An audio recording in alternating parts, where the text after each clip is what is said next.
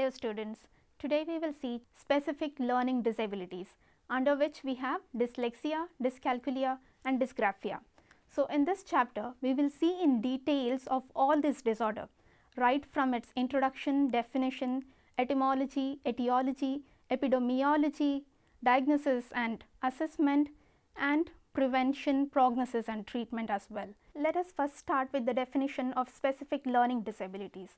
The US government defines specific learning disability as a disorder in one or more of the basic psychological processes involved in understanding or use of spoken or written language, which may be manifest as an inability to think, listen, speak, read, write or do mathematical calculations.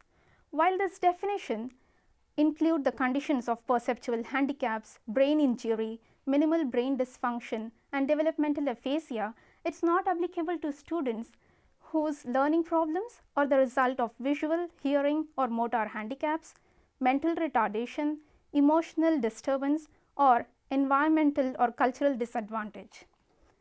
And as I have said, there are three major groupings of specific learning disabilities, which are reading or spelling, that is dyslexia, arithmetic, which is dyscalculia, and writing, which is also termed dysgraphia. And dyslexia has been around for a long time and has been defined in different ways. For example, in 1968, the World Federation of Neurologists defined dyslexia as a disorder in children who, despite conventional classroom experience, fail to attain the language skills of reading, writing and spelling in proportion with their intellectual capacities. And a definition of dyslexia, which is accepted by the National Institute of Health and by the International Dyslexia Association in 2002, says that dyslexia is a specific learning disability that is neurological in origin, and it is characterized by difficulties with accurate and or fluent word recognition, by poor spelling and decoding abilities. And these difficulties typically result from a deficit in the phonological component of language that is unexpected in relation to their cognitive abilities and the provision of effective classroom instruction. And the secondary consequences of dyslexia could include problems in reading comprehension and reduced reading experience that can impede the growth of vocabulary and background knowledge. When dyslexia was identified, it was first identified by Oswald Burkhan in 1881, but the term was coined in 1887 by Rudolf Berlin. He used the term to refer to a case of a young boy who had a severe impairment in learning to read and write in spite of showing typical intellectual and physical abilities in all other respects. In 1896, Pringle Morgan, a British physician, published a description of a reading specific learning disorder in a report to the British Medical Journal titled Congenital Word Blindness, in which he described the case of Percy, a 14-year-old boy who had not yet learned to read yet showed normal intelligence and was generally adept at activities typical of children his age. Looking at the prevalence of dyslexia, it is mostly found around 4 to 10% in the population, and it could appear in pure form, but frequently it is observed in combination with ADHD or DCD, which is attention deficit hyperactivity disorder, or in combination with developmental coordination disorder. So the co-occurrence of these two developmental disorder is termed comorbidity. And coming to see the etiology or the causes of dyslexia, it is caused by an impairment in the brain's ability to translate images received from the eyes or ears into understandable language. So it does not result from hearing or vision problems, and it is not due to mental retardation, brain damage or a lack of intelligence. And it has been known for many years that poor reading ability tends to run in families, but now there is concrete evidence supporting that dyslexia is heritable, and population genetics suggest that there is as much as 50% probability of a boy becoming dyslexic if his father is a dyslexic, and 40% if his mother is dyslexic. And there is somewhat lower probability of a girl developing dyslexia in the same scenario. And results of large-scale twin studies suggest that both phonological and orthographic reading skills are significantly heritable. And at the molecular level, gene markers for dyslexia have been identified on chromosomes 6, 15 and 18, though the precise genetic mechanisms involved are not understood. There is one more study which has seen the brain imaging of dyslexics and normal readers while they are at the task of reading or processing phonological text. And researchers have found that in the regions of temporal cortex in the left hemisphere, there is underactivation in dyslexic than normal readers. And there was also found to be minor structural abnormalities in these brain regions of dyslexics.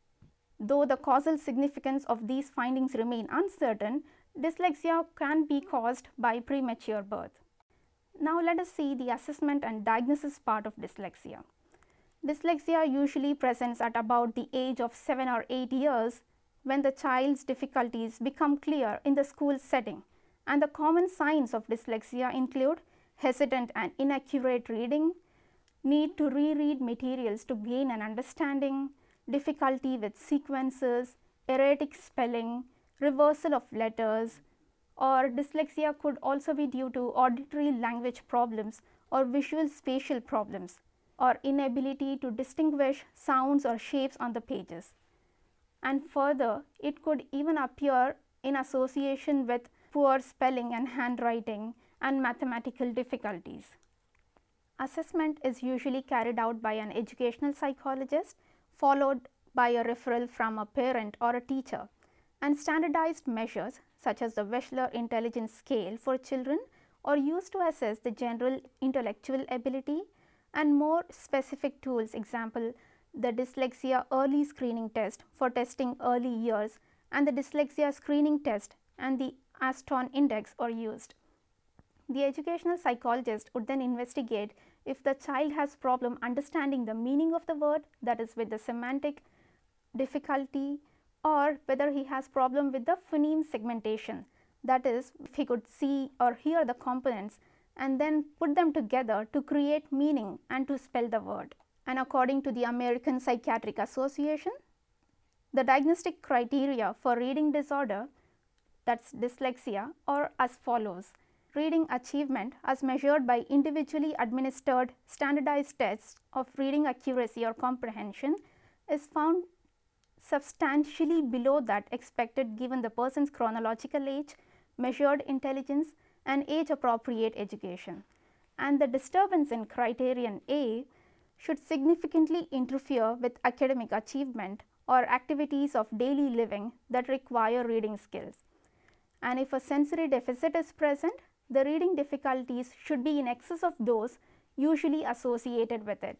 And if a child meets all these criteria, then he is diagnosed as a dyslexic. Let us see the prognosis of dyslexia. The behavioral characteristics of dyslexia change across the lifespan. While reading problems are the key symptoms of dyslexia in the early school years, adults with a childhood history of dyslexia often become proficient readers, though most lack reading fluency and have difficulty decoding novel words, and few overcome the spelling problems. And moreover, adult dyslexic readers have persisting problem with phonological awareness, speeded naming and verbal short-term memory tasks. And at the other end of the age spectrum, preschool children at genetic risk of dyslexia show phonological difficulties in the context of slower than expected vocabulary development. Although some compensation can occur over time, dyslexia is usually persistent and can have a severe effect on academic achievement. And the effectiveness of treatment depends on when it is diagnosed. The earlier the intervention, the better the outcome. And with appropriate intervention, example speech and language therapy and teaching, affected child or an adult can achieve an adequate literacy level to function in society, although their reading abilities may still lag behind their peers. However, many people with dyslexia have good ability in lateral thinking and can shine in fields such as arts, creativity, and design and computing. Having now seen the etiology, epidemiology, assessment and diagnosis, let us now come to the intervention part of dyslexia. It helps to identify dyslexia as early in life as possible. Adults with unidentified dyslexia often work in jobs that are below their intellectual capacity, but with help from a tutor, a teacher or a professional, almost all people with dyslexia can become good readers and writers, and the following strategies could be used to help them make progress. They could be exposed to early oral reading, writing, drawing practice to encourage development of print knowledge, basic letter formation, recognition skills and linguistic awareness, and they could even be made to practice reading different kinds of texts like magazines, books, comics and ads. A multi-sensory approach could be adapted with them, where they could be asked to use sight, sound and touch. They could be encouraged to use form the letter in the air while reading out the letter, and some modifications could be done in their classroom setting. They might be given some extra time to complete assignments, help with note taking or oral testing and some other means of assessment. And these children could also be encouraged to use computer than write in a book. They could even be given the additional benefit of using spell checker. Computer software programs are available to teach phonemic recognition that could provide effective adjuncts to tutoring and classroom intervention. They could even be encouraged to use books on tape and assistive technology, for example, screen readers and voice recognition computer software. And providing supportive home and school environments is essential. Parents and teachers should be strongly encouraged to praise and support the child. They should be encouraged to use the sound the letter presents so that the child gradually connects the visual pattern of words to the auditory pattern of sounds. They could be taken to regular eye check to rule out any problems that could be associated with their vision. Therefore, a number of strategies could be used to help dyslexic overcome their problem or reduce their problem to some extent and lead a healthy and better life. Let us now see dyscalculia.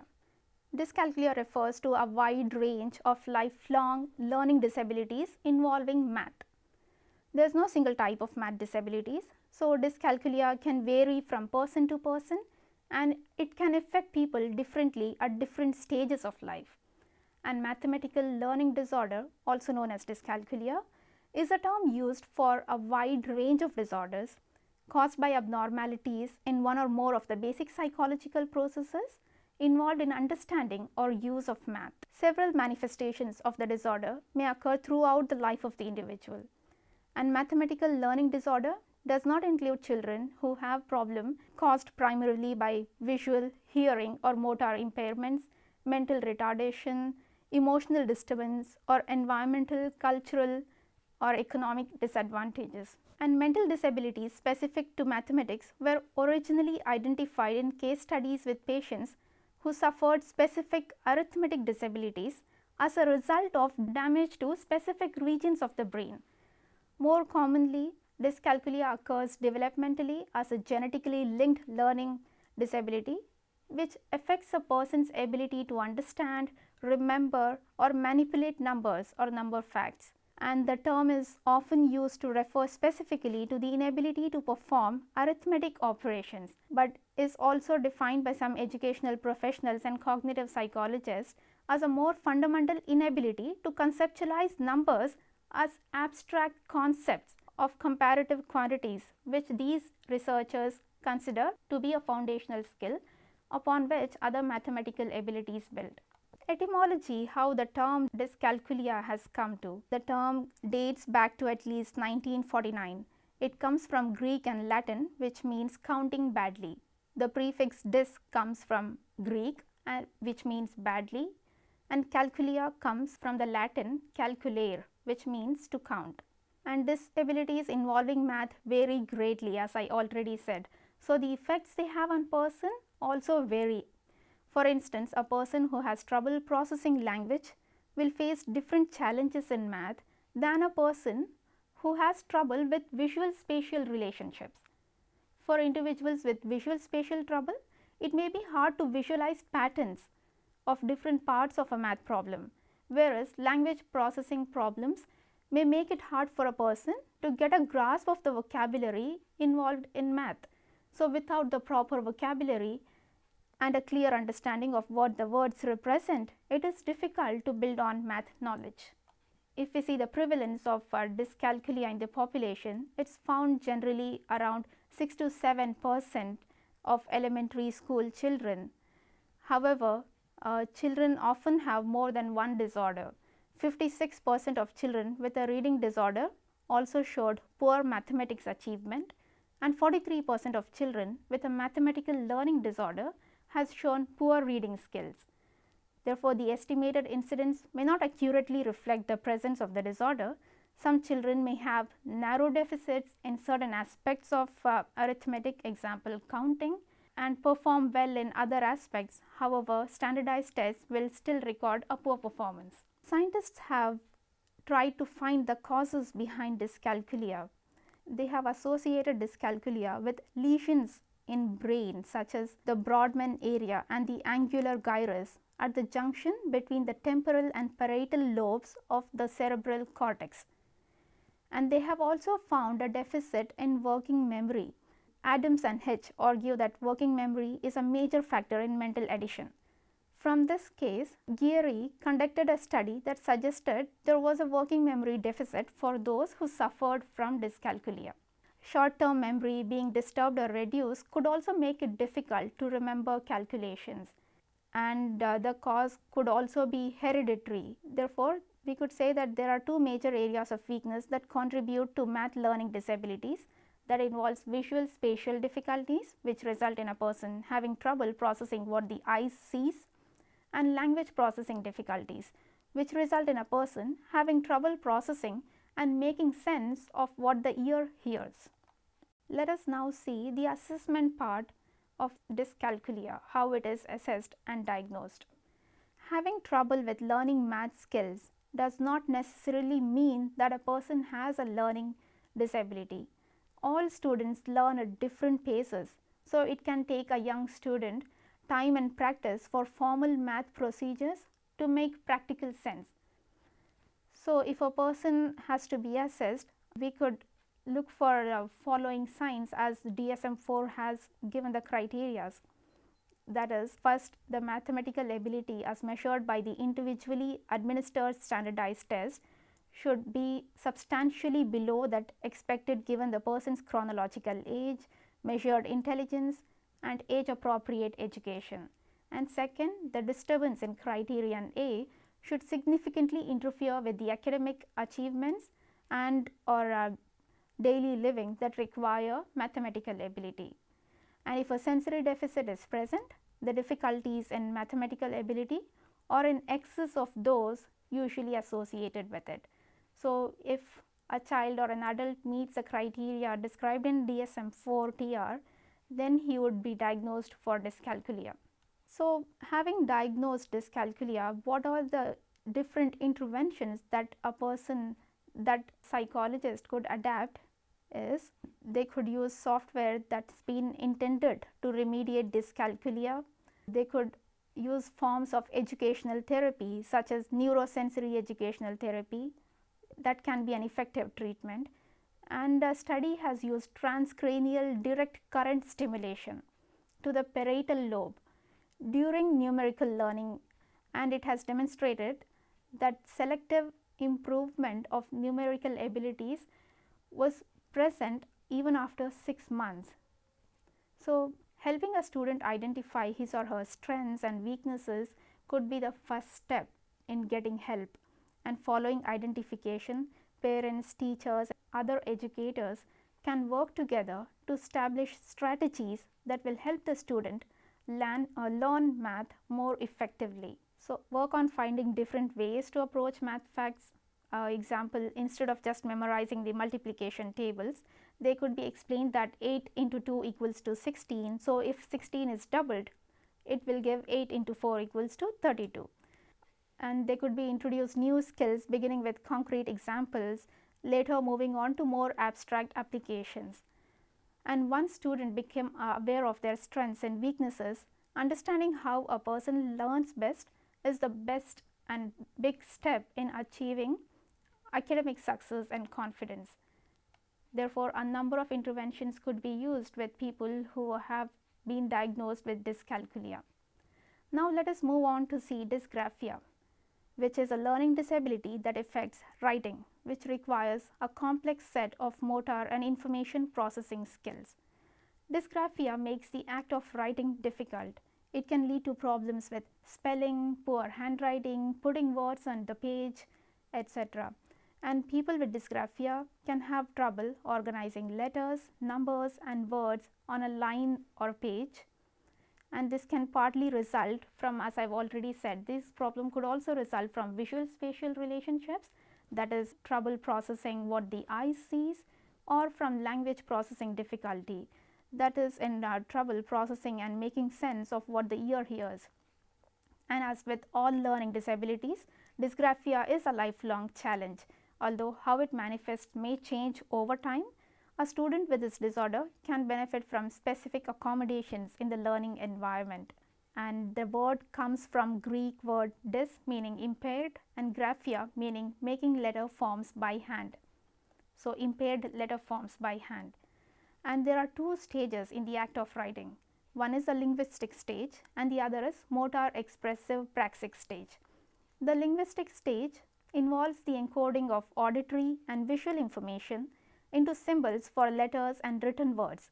This is mediated through angular gyrus. The angular gyrus provides the linguistic rules which guide writing. And the motor stage is where the expression of written words or graphemes is articulated. This stage is mediated by Exner's writing area of the frontal lobe. And people with dysgraphia can often write on some level, but they may lack other fine motor skills. For example, they may find tasks such as tying shoes difficult, but it does not mean that they have difficulties in all fine motor skills. And people with dysgraphia often have unusual difficulty with handwriting and spelling, as I have said, which in turn can cause writing fatigue. They may lack basic grammar, spelling skills. For example, they might have difficulties in writing the letter P, Q, B and D, and they might often write the wrong word when trying to formulate their thoughts. And the disorder generally emerges when the child is first introduced to writing. Dysgraphia is a biologically based disorder with genetic and brain basis. More specifically, we could say it's a working memory problem. In dysgraphia, individuals fail to develop normal connections among different brain regions needed for writing. People with dysgraphia have difficulty in automatically remembering and mastering the sequences of steps involved in writing, and it's also in part due to underlying problems in orthographic coding, orthographic loop and graphomotor outputs. That's the movement that results in writing by one's hand, finger and executive functions involved in letter writing. The orthographic loop is when written words are stored in the mind's eye, connected through sequential movements for motor output through the hand, which is nothing but remembering what the word is and putting it on the paper, the movement involved in writing that word. Now, let us see how dysgraphia could be assessed and diagnosed. There are a number of signs through which we could understand whether a person might have dysgraphia. We could see the cramping of fingers while writing short entries, odd dressed arm, body or paper orientations, such as creating an L with the arm, and there could be mixed uppercase and lowercase letters, inconsistent form and size of letters or unfinished letters. There could be misuse of lines and margins, inefficient speed of copying, inattentiveness over details when writing, or frequent need of verbal cues, referring heavily on vision to write. Of course, they would also have poor legibility. Handwriting abilities may interfere with spelling and written composition, and they might have a hard time translating ideas to writing. Sometimes using the words may also cause them pain. So, as with all other disorders, as I DSM describes dysgraphia as a learning disability in which one's writing skills are below those expected given a person's age measured through intelligence and age appropriate education. And if this criteria significantly interferes with their academic achievement and daily living, then we could say that the person has dysgraphia. And if a sensory deficit is present, then the problem should be more than what we could associate with that sensory deficit. So, after the diagnosis of dysgraphia is made, we can decide on what treatment could be given depending on the child's or the adult's situation. Treatment for dysgraphia varies and may include treatment for motor disorders to help control movements, writing movements specifically, and the use of educational therapy can be effective in the classroom as long as teachers are well informed about dysgraphia. Other treatments may address impaired memory or other neurological problems. Some physicians recommend the individuals with dysgraphia to use computer to avoid problems in handwriting, and dysgraphia can be overcome with appropriate and conscious effort and training. The International Dyslexia Association suggests the use of kinesthetic memory through early writing by having the child overlearn how to write letters and to later practice writing with their eyes closed or averted to reinforce the feel of the letters being written. Therefore, and they could also be suggested to use cursive writing as it has fewer reversible letters and can also help lessen spacing problems, at least within words, because cursive writings are generally attached within a word. Therefore, a number of strategies could be used with people affected with dysgraphia to overcome their problems or at least to reduce it to an extent. So, in this chapter we have seen in detail of all the learning disabilities. I hope it gives you a clear understanding of all the learning disabilities. Thank you.